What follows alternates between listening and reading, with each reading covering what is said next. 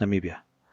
Endless horizons, sun-baked landscapes, a place of raw, untamed beauty. The Namib Desert, with colossal dunes, some of the highest on Earth. The hauntingly beautiful Skeleton Coast, solitary oryx, desert elephants, adapted to survive. Clarity of air, brilliance of stars, a place that leaves an indelible mark. Beyond the breathtaking desolation, Namibia is a land of people, a complex mosaic of cultures, each with its own story, its own traditions, its own way of seeing the world. This isn't a monolithic entity. It's a vibrant, sometimes challenging, mix of histories and identities, all coexisting under the vast Namibian sky. Understanding this human landscape is as crucial as understanding its geology. The echoes of the past resonate strongly here, shaping the present in ways both obvious and subtle. It's a place where history is not just in books, it's lived.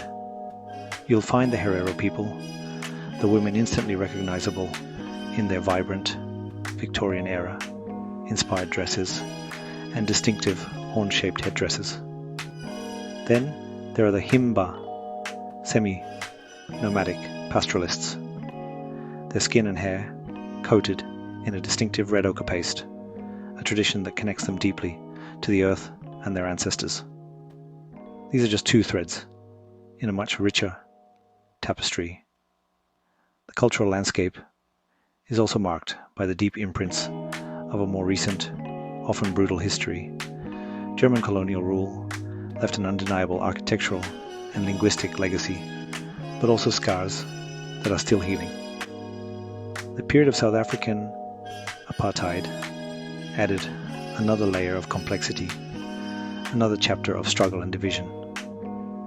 These historical forces have profoundly shaped the social fabric, influencing everything from land distribution to language, from opportunity to everyday interactions. It's a past that cannot be ignored if you want to understand the Namibia of today. This journey, this exploration, is about delving into the diversity. It's about meeting the people, hearing their stories, and trying to understand their daily lives. Namibia's cultural landscape is a dynamic, evolving entity, a testament to the enduring spirit of its many peoples. The story of Namibia doesn't begin with maps drawn in Europe. It starts much, much earlier, with the first people who walked this demanding land. The San, often called Bushmen, were here first. Their connection to this earth is ancient, etched into rock faces across the country. These aren't just pretty pictures. They are a library of accumulated knowledge, stories of hunts, spirits, and survival. For thousands of years, they lived as hunter-gatherers, intimately understanding the rhythms of a land that many would later deem uninhabitable. Their world was one of constant movement, following the game, finding water, reading the subtle signs of nature. This deep, almost spiritual bond with the environment shaped their entire existence, their beliefs, their social structures. Later, other groups migrated into these vast territories. Bantu-speaking peoples, like the Ovambo and Kavango, settled in the more fertile north, bringing agriculture and cattle.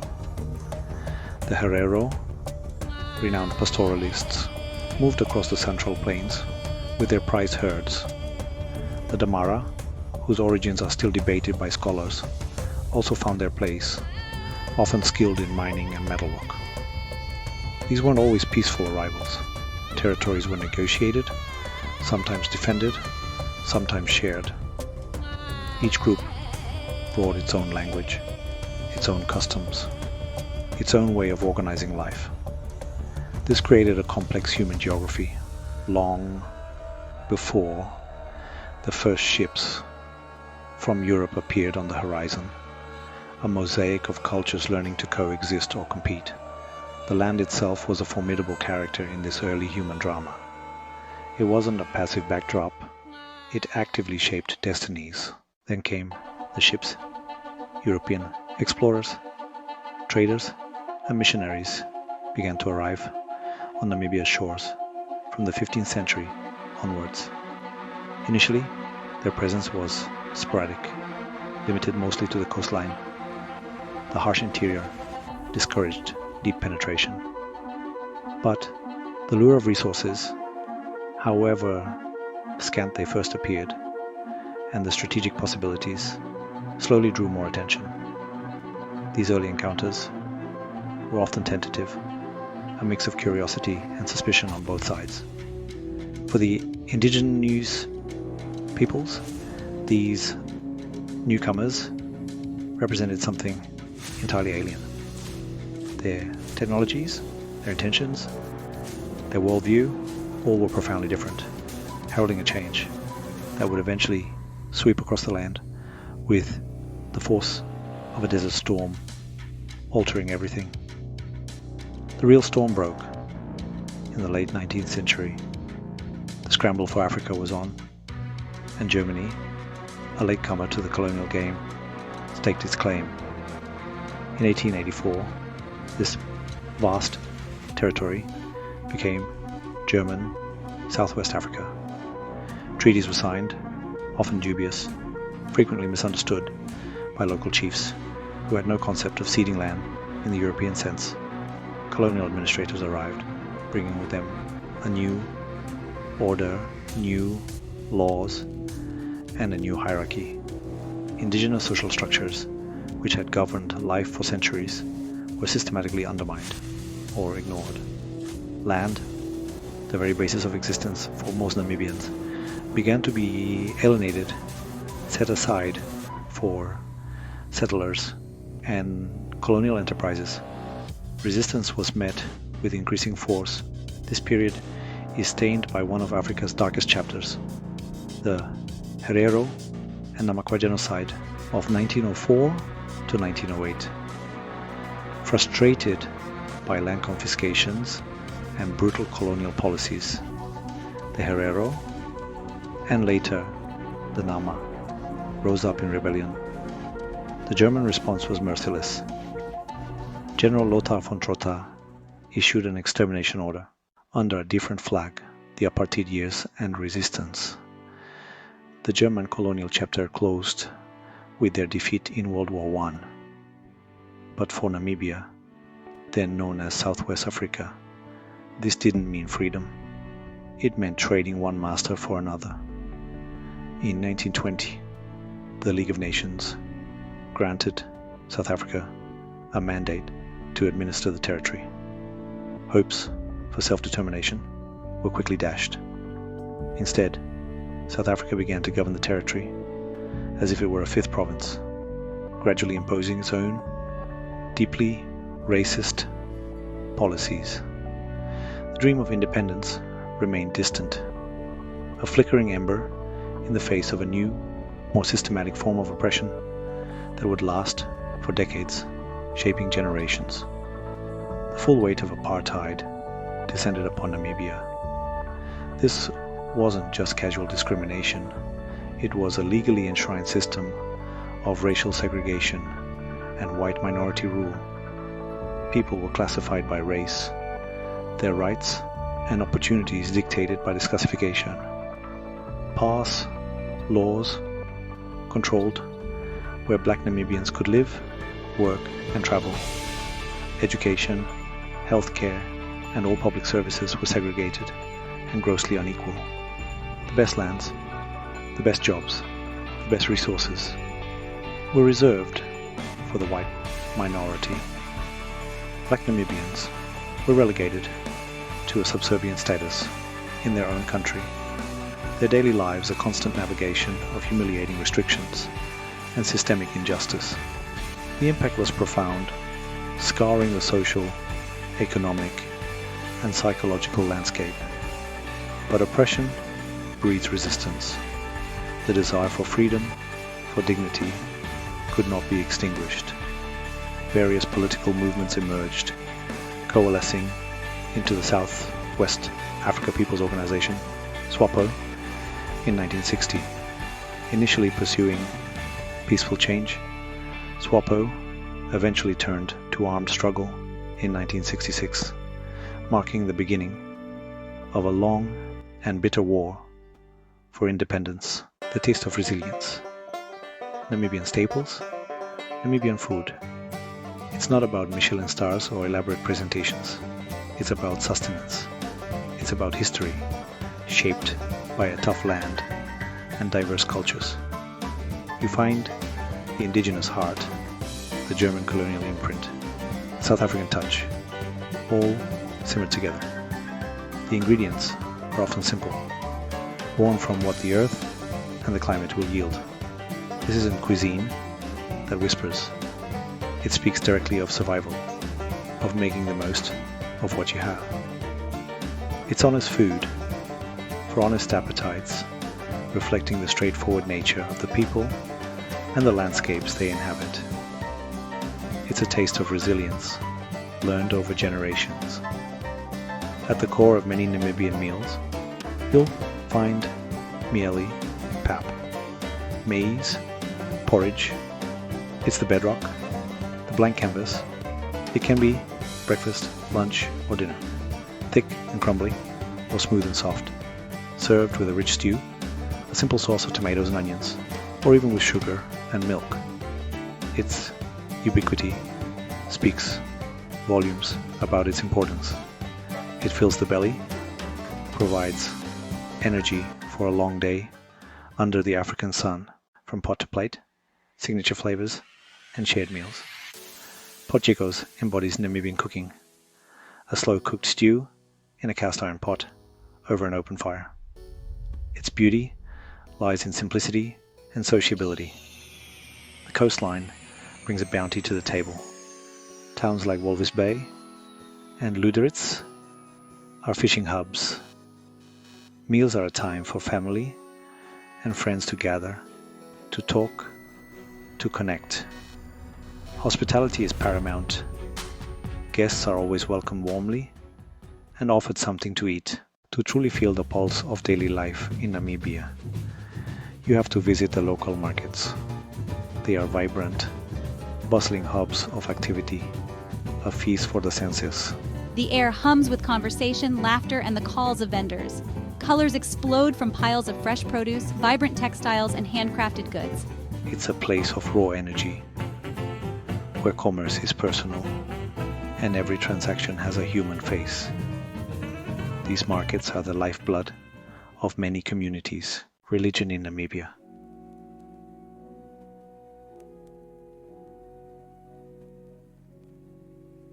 It's a prominent feature of the landscape, especially in the cities. Churches punctuate the skyline, from grand cathedrals to humble township chapels. Christianity is the dominant faith here, a legacy of fervent missionary work during the colonial era. Today, a vast majority of Namibians identify as Christian. It's woven into the fabric of daily life, shaping morals, communities, and even political discourse. A reminder that faith here has many layers, many interpretations. This tolerance is generally respected, allowing various faiths to coexist peacefully. Windhoek, the capital, Namibia's biggest city. It's where the pulse of the nation beats strongest. A city of contrasts, clean, orderly streets, a legacy of German planning. Push outwards, and the landscape changes. Sprawling informal settlements climb the hillsides. It's a magnet, drawing people from all corners of the country. Housing is a major issue. Comfortable suburbs contrast with the corrugated iron shacks of Katutura. Yet, there's a vibrancy, an energy to these communities. For many, the informal economy is the only option. The desire for education fuels the daily grind. The city is seen as the place where things happen. It's a place of hope, even against tough odds. Cultural events add color to the urban experience. The future of Namibia is being forged, one day at a time. Step into Windhoek and you see the new Namibia rising. Glass and steel structures reach for the sky, symbols of progress. Government buildings stand imposing, monuments to independence. Street names echo local languages, whispering of a pre-colonial past. A Herero woman in traditional dress navigates a modern supermarket. The city is a stage where modernity and tradition play out daily. These connections provide an anchor, a sense of identity. Global fashion trends, music, and ideas find fertile ground here. They navigate a complex space between tradition and modernity. Namibian cities are melting pots, dynamic and enriching. The city is a laboratory for a new identity, alive with the spirit of a young nation, Namibia. A land of diamonds, uranium, and endless landscapes that draw tourists. You'd think the money would flow easily here. But the economic story is complex, a tangled web of wealth and want. The country boasts significant natural resources. Mining has long been a cornerstone, pulling precious stones and metals from the earth. Agriculture, mostly livestock farming, supports many, though it's often at the mercy of an unforgiving climate. Tourism brings in foreign currency, people eager to see the dunes and the wildlife. Yet, for many Namibians, this national wealth feels distant, like a mirage, shimmering on the horizon. The reality on the ground is often much tougher. The gap between rich and poor here is a chasm. It's one of the most unequal societies on the planet, a bitter legacy of apartheid, where opportunities were hoarded and development was skewed. You see it in the cities, gleaming shopping malls, a short drive from sprawling, informal settlements where basic services are a daily struggle. Land ownership, a deeply emotive issue, still reflects old patterns of disparity. This isn't just numbers on a spreadsheet. It's about families struggling to put food on the table, to afford school fees, to see a doctor. The weight of this inequality presses down hard, shaping lives and limiting futures. Unemployment is a heavy burden, especially for the young. Schools and universities produce graduates full of hope, but the jobs are scarce. The formal economy can't absorb them all, so many drift, seeking any work they can find. The informal sector thrives out of necessity, selling goods on the street, offering small services. But it's a precarious existence with little security. This frustration, this lack of opportunity, fuels a sense of restlessness. It contributes to social problems and puts immense strain on families who have invested so much in their children's education, hoping for a better life. The dream often collides with a harsh reality. This economic pressure shapes the rhythm of daily life for a vast portion of the population. It's a constant hustle, a relentless grind to make ends meet. People wake up early, travel long distances for low-paying jobs. They worry about price increases, about unexpected expenses that can tip a fragile budget into crisis. Resilience is a word often used, and Namibians have it in spades. But resilience has its limits. The struggle for economic survival is an undercurrent that runs beneath the surface of this beautiful country, a daily test of endurance for too many of its citizens. It's a heavy wallet to carry, often feeling empty. Talk about depression in Namibia, and you often meet a wall of silence. It's not something easily discussed, not openly acknowledged in many communities. Mental health carries a stigma. It's seen as a weakness, a personal failing, rather than a medical condition. It isolates people who are struggling. It prevents them from seeking help. In a land bathed in so much sunshine, these internal shadows can grow deep. The bright African sun doesn't always penetrate the darkness within. Section 3. Searching for solutions. Pathways to well-being. Despite immense challenges, Namibians are not easily defeated. Resilience is a way of life here. Traditional social structures provide a crucial safety net. The extended family, the community, the church, these networks offer support. People look out for each other. There's a sense of shared struggle and solidarity. These communal values are a source of strength. Small sparks of economic hope light the way. Microenterprises and community projects provide income and agency, shaping their own economic destiny, impacts well-being. It's about dignity, self-respect, and a better future. Grassroots endeavors foster self-reliance. Addressing mental health is a newer journey. Awareness is growing, though there's a long road ahead. NGOs work to destigmatize mental illness and provide counseling. The media occasionally broaches the subject. Conversations need to become mainstream. Young people may lead the way. Recognizing mental health is crucial for a caring society. Economic well-being and mental health are linked. Addressing one requires tackling the other. Economic opportunities and mental health care are vital for Namibia's future. It requires national commitment and resources. The path is long and difficult.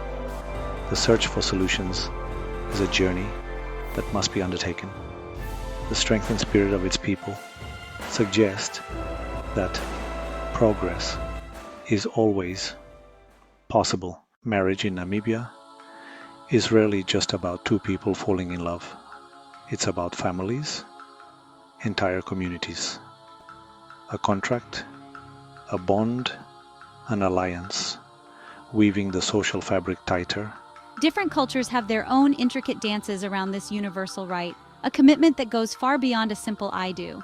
The old ways and the new side by side, a joyous affirmation of life and heritage. Marking time, ceremonies of life and transition. Life in Namibia is a series of milestones. Births, comings of age, deaths. Traditional ceremonies mark these milestones, giving them meaning. They weave individuals into the community, reaffirming values and passing down knowledge. A naming ceremony connects the child to its ancestors and people. These events reinforce bonds, a rhythm played out for generations. Music and dance are inseparable from these gatherings. The beat of the drum, the chorus of voices, forms of prayer, celebration, storytelling. These acts reinforce collective identity and shared purpose. Elders are the keepers of these ceremonial flames. Traditions passed down are the soul of the people, a testament to their resilience, echoes of the ancestors, the pulse of tradition. Step into any Namibian cultural celebration, and you feel it, a vibrant energy, living, breathing expressions of identity. Music fills the air. Dancers move with ancient rhythms. Clothing is a language, a visual declaration of belonging. Music and dance are the heartbeat of these gatherings. Despite modernization, these traditions endure. Young Namibians find strength in ancestral ways. The enduring pulse of Namibia, a rhythm that beats strong, threads of identity, clothing, tradition, and time. Namibia's vast landscapes and rich history, its markets pulse with life. Clothing and traditions are woven into daily life, worn with pride, practiced with conviction. Herero dresses, a symbol of cultural pride. Himbas, red ochre, connecting them to the earth. Daily affirmations of identity and belonging. Traditions run deep, like underground rivers. Resilience defines Namibia. Clothing and customs anchor in a sea of change, ensuring Namibia's unique character endures. Development and the Namibian horizon. Namibia's journey is far from over. The map of its future is still being drawn. Since independence in 1990, The nation has been on a path of construction. You see the cranes in Windhoek, the new roads stretching out. There's an undeniable energy, a sense of a young country finding its feet. The aspirations are high, the dreams are big, but this road to development is not a smooth, paved highway. It's often a rough track with unexpected turns and steep inclines. The quest for economic and social progress is relentless. Efforts to build more schools, to train more teachers, to bring healthcare closer to remote communities. The push to diversify an economy heavily reliant on mining. New lodges rise to welcome tourists, showcasing the nation's natural beauty. Yet, the shadows of the past are long. Deep inequalities persist, a stark reminder of decades of injustice. Poverty remains a harsh reality for too many. Unemployment, especially among the youth, casts a pall over bright ambitions. Development is a complex, often frustrating balancing act between hope and hardship.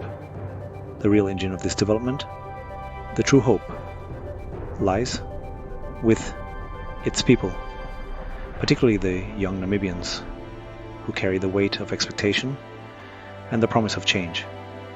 They navigate a world where ancestral traditions meet globalized culture. They are connected, informed, and often impatient for progress. They are forging a new Namibian identity, one that seeks to blend the wisdom of the old ways with the opportunities of the modern world. The challenge is to ensure that this development is inclusive, that its benefits reach all corners of society, from the bustling city centers to the most isolated rural homesteads. It's about building a future that belongs to everyone. So what is Namibia? It's a land of breathtaking, sometimes brutal beauty, a place where the weight of history is palpable, yet the spirit of resilience shines through. It's a nation of diverse peoples, each with their own story, their own traditions, now striving to write a common future. The challenges are undeniable, etched into the landscape like ancient rock art. But so too is the capacity for adaptation, the quiet determination, the enduring hope. Namibia's story is one of unfolding potential, a testament to the enduring human spirit. Remember this place. Thank you for joining us on this journey. Don't forget to subscribe for more stories from the less traveled paths. Please subscribe and share.